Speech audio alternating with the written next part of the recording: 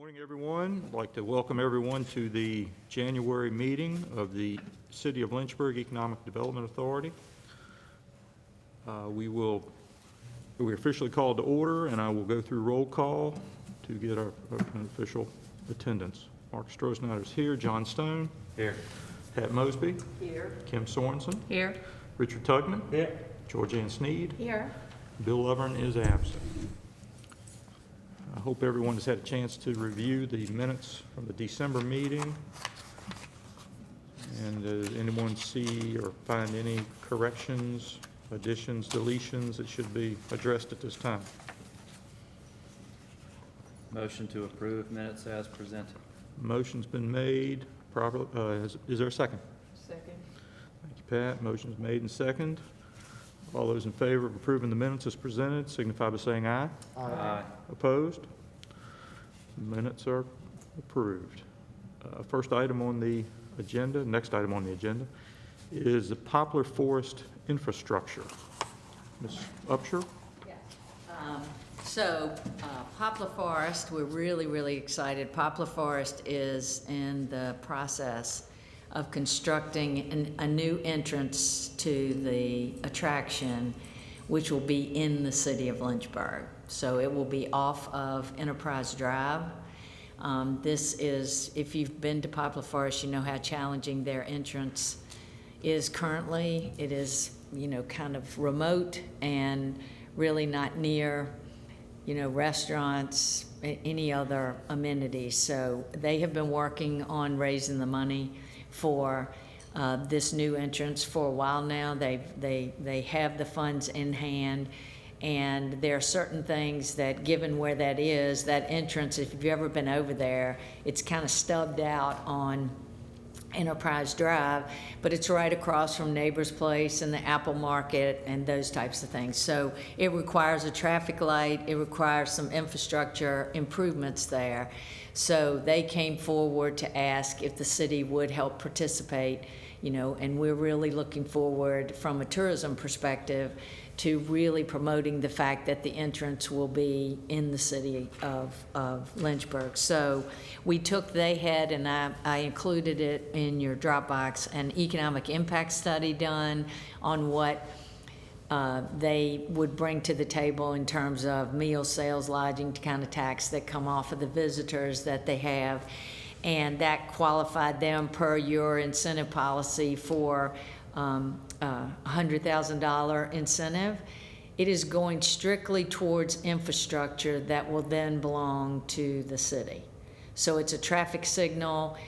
They had to have some sewer work done and some other things there. They're also going to work closely with Parks and Rec to make that entrance have access to citizens, probably both in Bedford and the city of Lynchburg, but trail networks that'll come off of that road.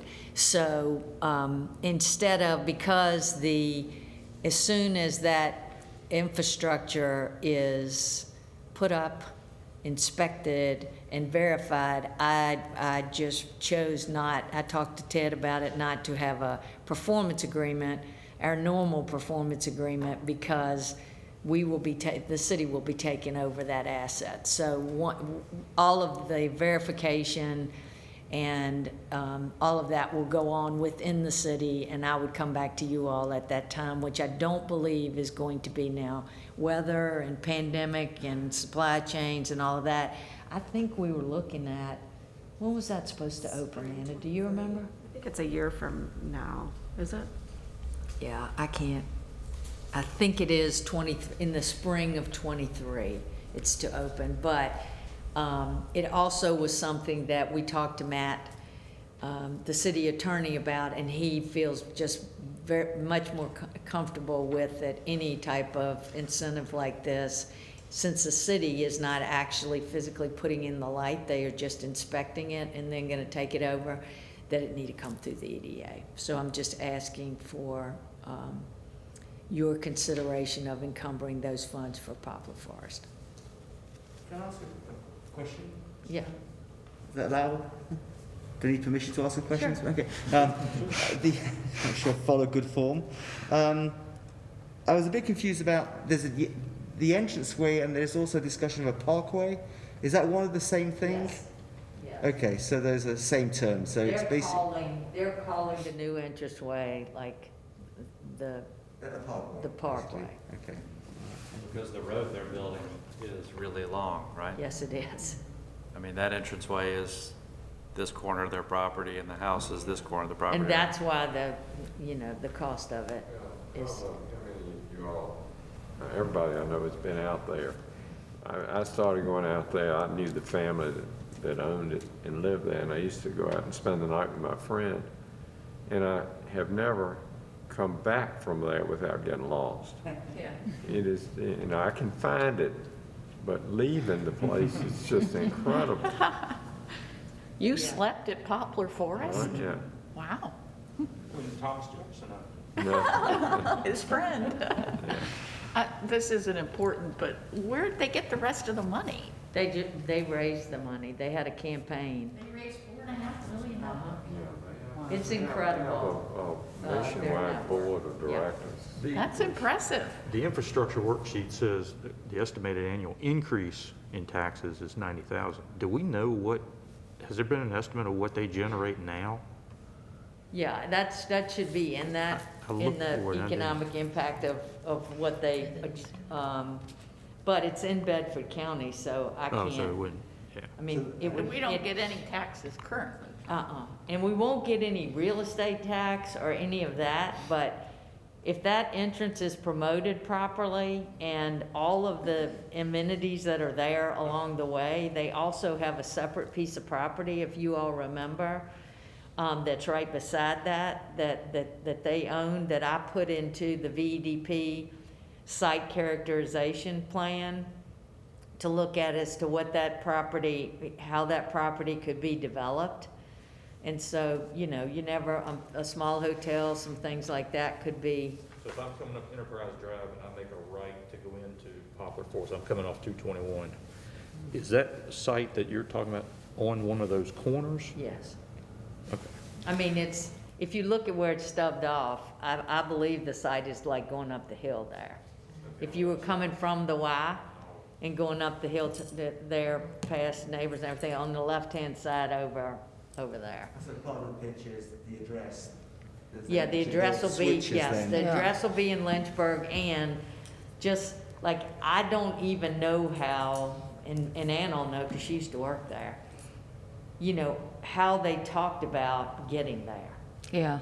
You know what I'm saying? Yeah, Like, I had a hard time. did you spend a lot of time on telling somebody, like exactly how to get there? Whereas from this side of it, Easy. that's gonna be a lot easier, and there's an awful lot of, amenities there and other things that we can direct them, direct them to. And I think the other piece of this is just the fact that we, the city, has always been the funder of tourism, right? There are small tourism entities, like say in Appomattox, they use Parks and Rec for tourism. And there's, and Bedford now has at the D-Day, they have a small visitor center, but for years. But there was never any co-funding.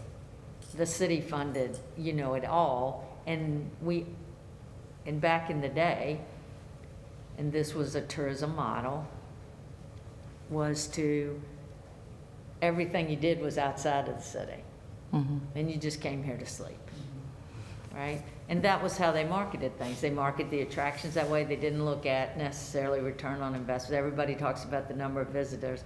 Well, there are actual things from promotion, from, engagement and all of that. Like Poplar Forest now, we will keep up with all their visitors. We will make sure that all of our information is in everywhere there. I don't believe that was being done previously, and we'll work together.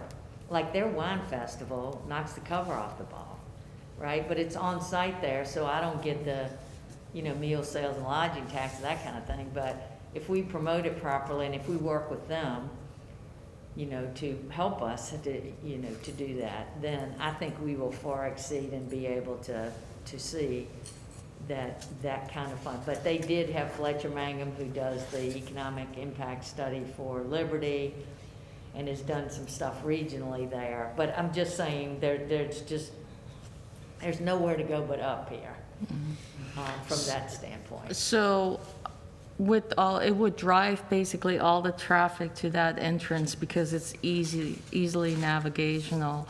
From the navigation standpoint, it's easier accessible. Yes, and I think So- the other things too, Kim. back to The that. restaurants all Yeah. along there should, so our return is probably in revenue from the restaurants, the taxes and Yes. increase in value of properties. Capitalizing on all that, but always just, you know, navigating people even from the site or those types of things to places to stay, package deals with, you know, hotels, more events maybe on the site. The other part of it is what we don't think about, and I was kidding Ted just now, is we're surrounded by 4 rural counties.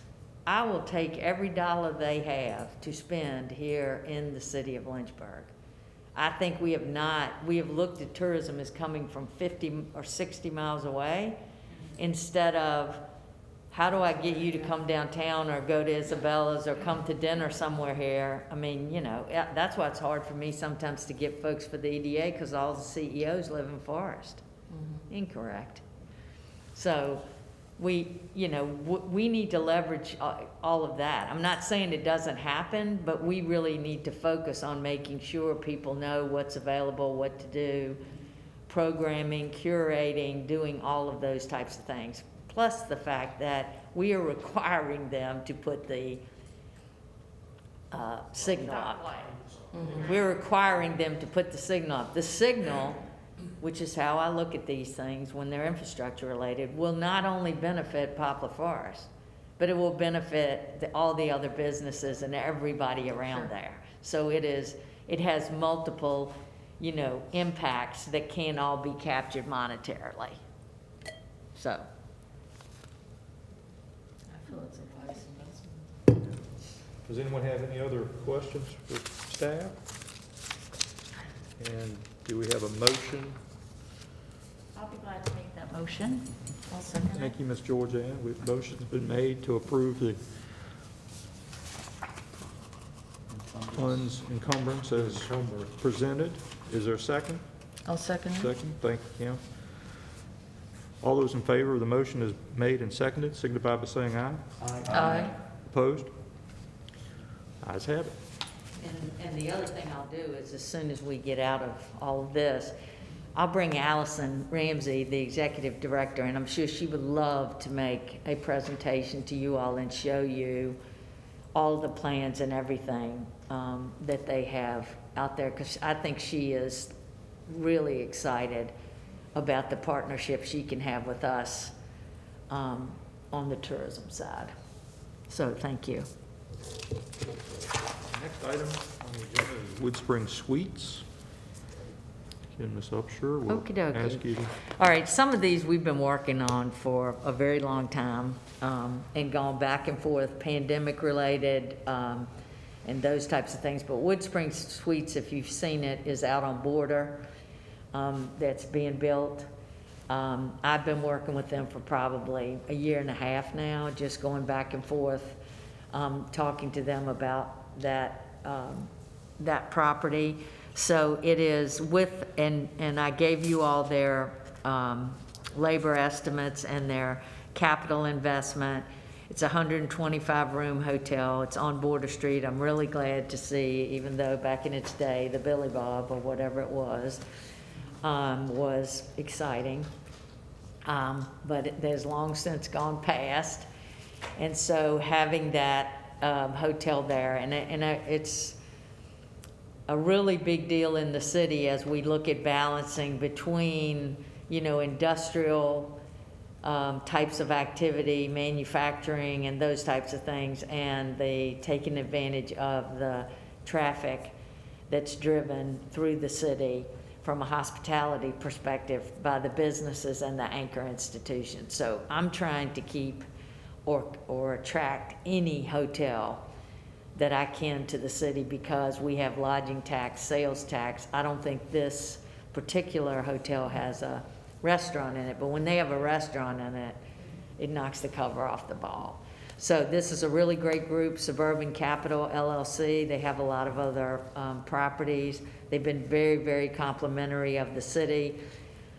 Ted and I have been working with them on the performance agreement, so this will certainly have our traditional performance agreement.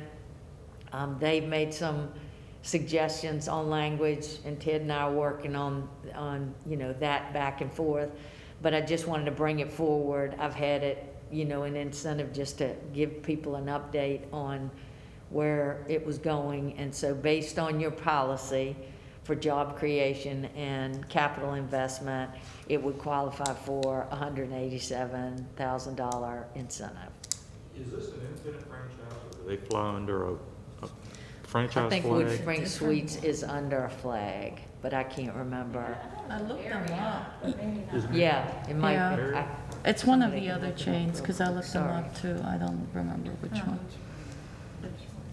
You don't see a lot of them around the East The Coast. Suburban Capital is located at Virginia Beach. Yeah.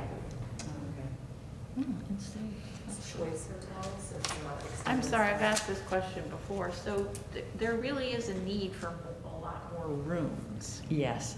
like lots more room? Well, I don't know if lots, I would say to you now, Georgianne, that what I'm looking at now is that over time, you know, and this is the kind of the rub on the tourism side of it is, you can have a lot of rooms which can be filled up by graduations, can be filled up by sporting events. I mean, Liberty's continuing, they're just getting ready to change conferences again, and what they bring in and what they're doing there. But it's also, we need conference space. I see. Meaning that the Kirkley is now kind of off the rolls because that's going to turn into, you know, assisted living. And the Lynchburg Good or Grand, that can be challenged. They have big space there, but Gotcha. you know, Okay. that all of that can be challenging. So we're looking at all of that. But this is more of, and I'll just tell you, an extended stay type of situation. And the Residence Inn was exactly the same. And I've just talked to, in the last 6 or 8 months, Al Patel, who did that, put that hotel there, and he is over the moon about how that has performed. So like, think about whenever there's a fire or insurance, or, you know, people coming here, you know, contract laborers coming here. I don't know how Richard, the nurses or things like that come in here. I don't know where, all of that, but he was extremely complimentary of Lynchburg, and he himself thinking about, you know, where they might also, you know, be able to locate. So I think it's a balance, and I think Anna, correct me if I'm wrong, as we've looked at, we've been watching this on a weekly basis as far as occupancy is concerned in our hotels. Lynchburg didn't fare anywhere near as poorly as people that depend on, you know, tourism, like a Virginia Beach or Northern Virginia or whatever it is like that. And if you talk to the hoteliers around Lynchburg right now, I think they would tell you that they've come back really, really strong, because a lot of what comes here is really driven by the anchor institutions, Centra, and the colleges and the businesses here. Gotcha. So this is I am really delighted that that they, you know, found this space and were able, because, you know, land that you can build on with access, because I don't consider that location the easiest access. You got to go up and around. But I'm really grateful that you know, that they're coming here and making this capital investment. I just hope they can find 13 people to fill the job. Yeah, exactly. That's a good point. Yeah, that's a valid point. Clean your own room. Give you a Get in break on- line, right? Give you a break on the rate. And this will be subject to performance agreement. We'll bring it back. We'll give it to all of you all to look at. I just wanted to get it So on this is the, for information purposes, no action needed. no, I want to have an action to encumber the fund for it, because I've been kicking the can back and Okay. forth down the road. But it'll be subject to the performance agreement, which we will bring back for you. I mean, it's close, wouldn't you say, Ted? Yeah. Does anyone have any other questions? Would someone like to make a motion to encumber $187,000 for Wood Spring Suites? Thank you, Richard. Is there a second? Second. Pat, thank you. Motion's been made, seconded. Those in favor of encumbering $187,000 for the Wood Spring Suites signify by saying aye.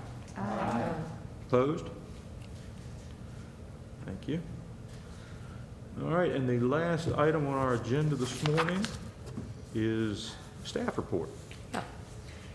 So we are continuing, and we'll give an update to the property committee, but we continue to work on master plans for the property that the EDA owns, as well as some private property, Ivy Creek, Wigington Road.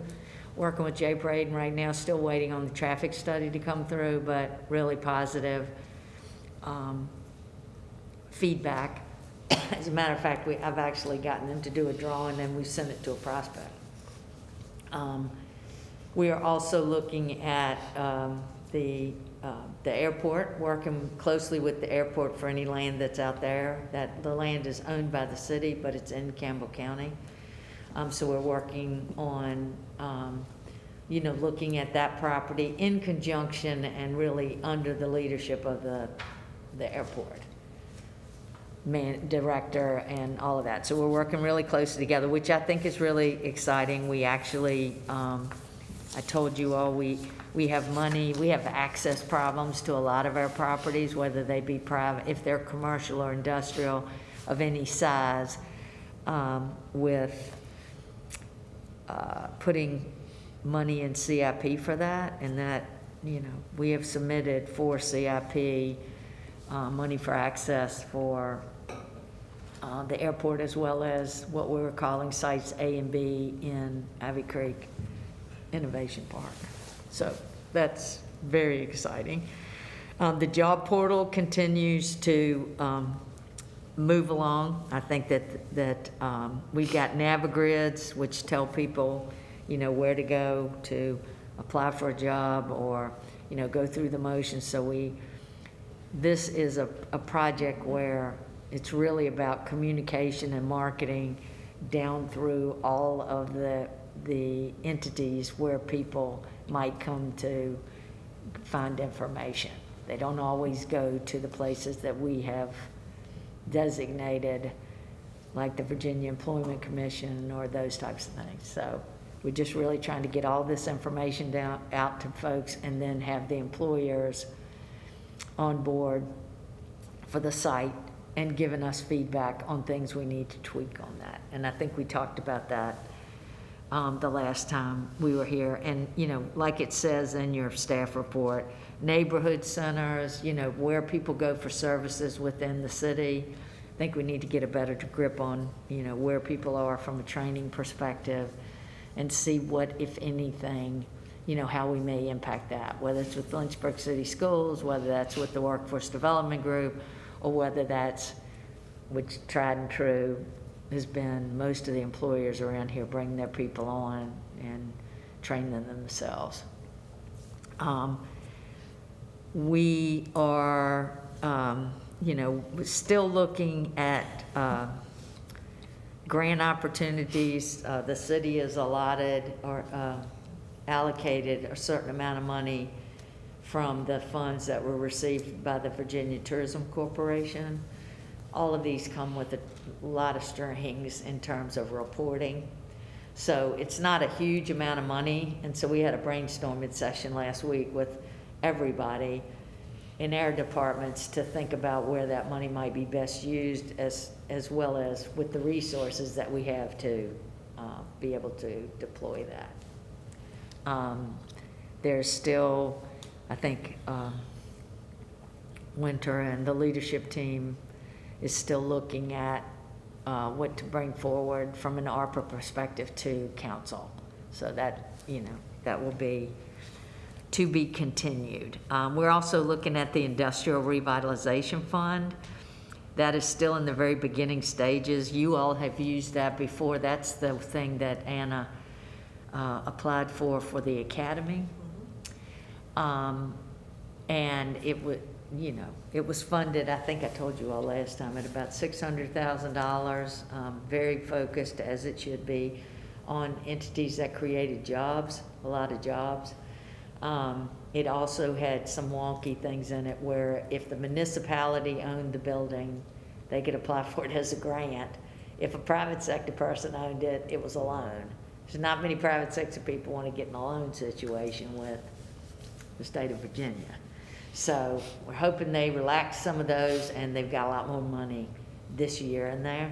So we're looking really carefully at projects we may be able to put forward for that. Just for some scale, that fund is usually 1.5 million for the state every year, and it's 50 million this year with ARPA funds. So just to give you a scale on and they are essentially, keeping their template in place, but reworking their requirements on the fund so that they can get this money out the door, right, and loosen some of those. So we've got a couple things in our, just thinking about that we may be able to apply for.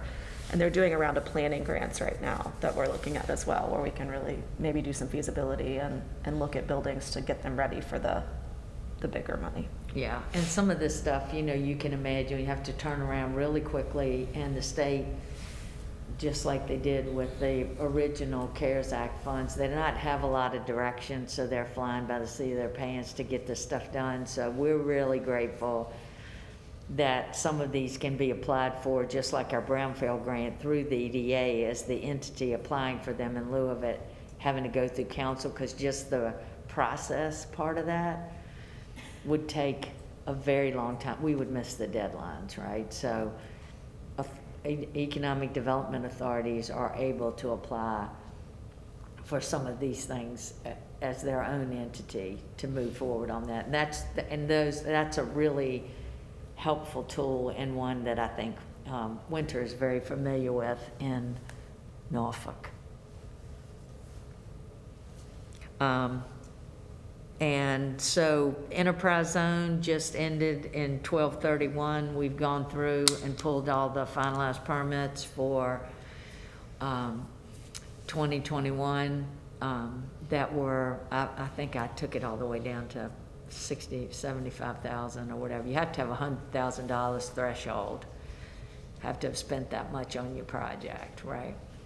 So I've notified everybody personally. We've all notified them. They get concierge service here in the Hill City. I'll just let you know. We've let them all know. Alicia went through and actually even did some calculations on if you didn't get the full amount that you're allowed to get as a property, over a 5-year period. She calculated what the difference there was to say you might be able to go back and apply again because you've had additional work done on that particular property. So very thorough. We've gotten all that out. We're going to do a how-to workshop with folks. So that's being done. We also have contacted, from a booster shop perspective, a team that's working with, we've been in contact with Centra, but we've also been in contact with the health department and a team they stood up to take on-site vaccine clinics. So a lot of the employers have asked, can we get one on site, right? And they told us we had to have at least 15 people to be able to do it, on site. And when I put that back out to the greater group, they all said, I don't know that we have 15, or I didn't hear much about it. So now we're doing it again, and we're doing it for boosters, first and second shots. You can bring your family members in to be able to get it, and it's going to be on site. And we have all divvied up everybody, and I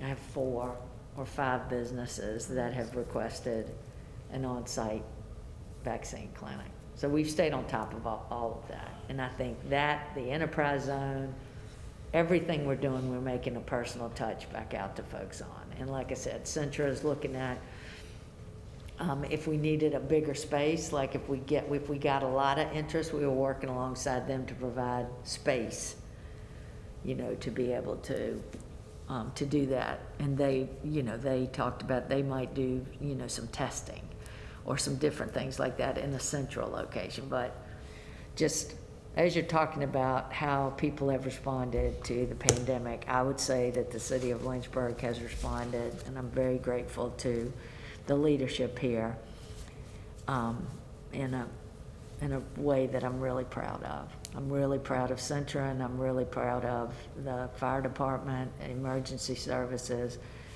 and how all of that have worked together and continue to think about how our employers were going to be impacted by all of this, and tried to do proactive instead of reactive.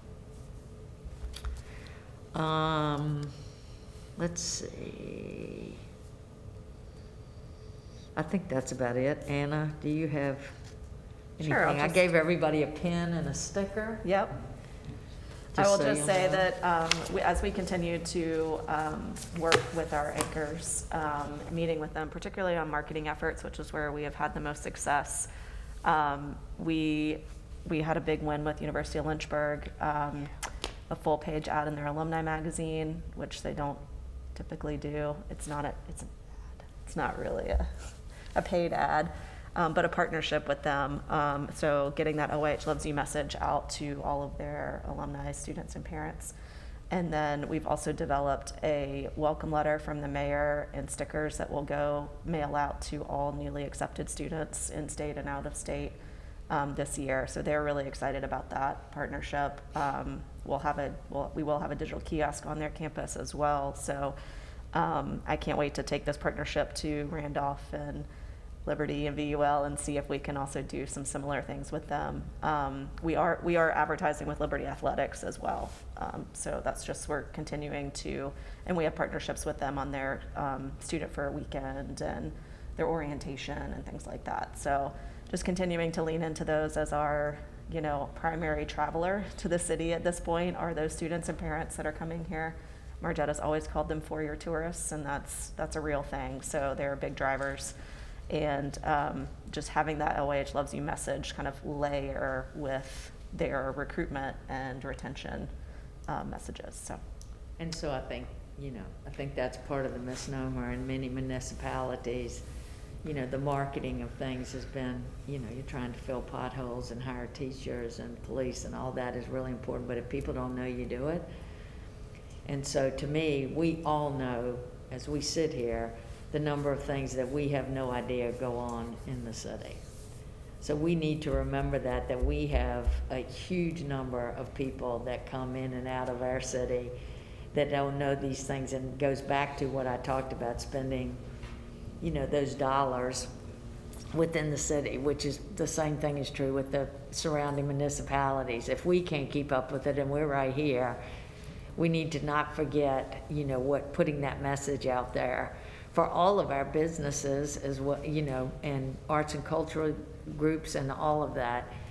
That has to be, that's where you have to be good at it. You need to be good at the communications and marketing piece of it. So we're really excited to welcome, we hated to see Joanne go after 39 years, 40 years. But Carrie Dungan is the new communications and public engagement director for the city. She had been working as that type of liaison with the police department, and we've already set up meetings to walk alongside her on anything, you know, moving forward. So I think that there's a lot of things that we can do to increase revenue for the businesses and for the, and to give a better, for people that are trying to employ people or bring people in or let them know where services are. Everybody rolling in the same direction and having some idea can't do anything but be a good thing. So when the Commonwealth Games start, this can be easily implemented as Yeah, part of we've our... got a brand new party in a box that we slap up. Like, you should have seen, we went to a state trade show kind of meeting, and Lynchburg's booth was better than, I mean, we're talking Loudoun, Richmond, VA Beach, all of them. They, like, people were going, oh my goodness, you know, that's, Great. you know, for as long as I can. Hey, that's, When you're gonna know we're here. I want to remind everybody the wonderful conflict of interest forms that you all know and love. Some of you probably just filled them out, you had to fill them out again, and those need to be turned in to Alicia Finney. You can drop them off to me, Melissa. If you get somewhere between a rock and a hard place, we'll come get them. They need to be back to Alicia by February 1st. all right. Mr. Craddock, do we have any items for closed session? Okay, does anyone have anything that needs to go into closed session? All right. Yeah, after, immediately following this meeting, the property committee will stick around. It's more of a FYI. Just an update. You don't Update. have to memorize anything on the paper. I'm just trying to You keep won't? you all in the rotation of the committee meetings, so you stay after, and I You give won't be you a quizzed on reason anything. to have parked your car. Good, no, if you didn't study, that won't be an issue. Especially in the snow and ice that is. We do, you know, everybody, please put on your calendars, our next meeting will be back here on Thursday, February the 17th at 8:30. And if there's no other items to bring up before the meeting, we officially are adjourned.